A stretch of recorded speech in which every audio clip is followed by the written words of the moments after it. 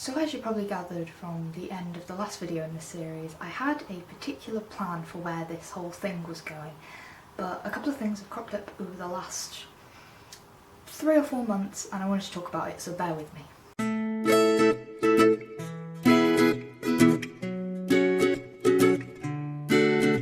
Hey, howdy, hello! As I have mentioned probably a billion times in some of my videos, last September I embarked on a creative writing and English degree. Now since September I have had my entire writing ideology flipped upside down, scrunched up, torn, stamped on, drenched in fuel, burned and then chucked back at my feet. To be honest, there was quite a lot about writing that I never really considered before, just simple things like whether my choice of narrative voice matched the story, whether the form matched the idea that I was trying to get across, and whether the story itself even said what I wanted it to say.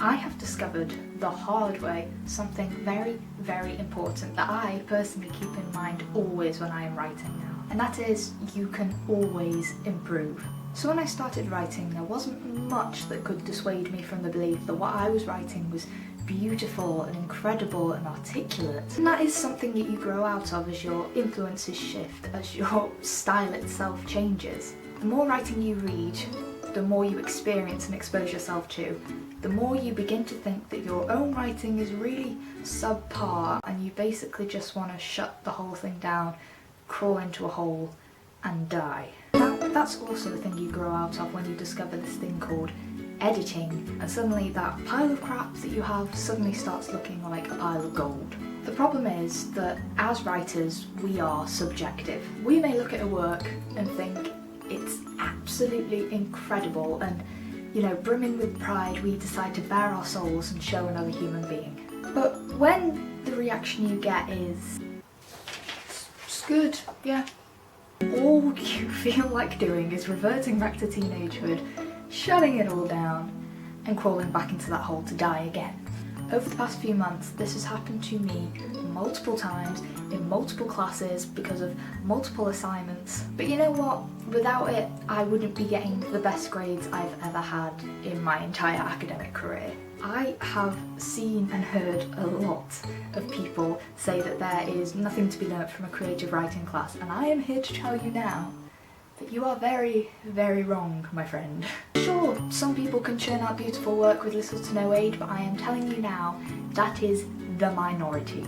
Without discipline, a writer can fall into the trap of thinking that absolutely everything that they make is good, and in all honesty, it's probably not. Experimenting with form, trying new things, switching it up can do you and your writing nothing but good.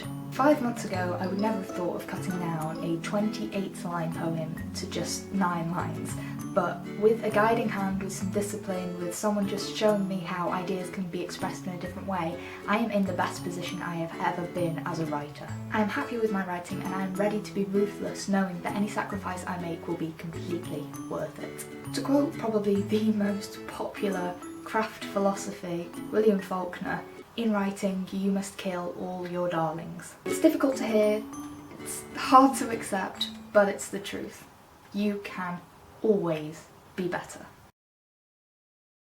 That's about it for now. Next video I promise will be a bit more back on track. I know it's been a while, but obviously I've been up in the air with this whole moving to uni thing. It's been a little bit insane, but I feel like I'm in a better place to give you advice that is actually gonna help you in your writing careers, whether it's a hobby, whether you want it to be a profession. I hope this was helpful. If it was, then click the little thumbs up button down there to let me know. Stay fabulous and I will see you all soon.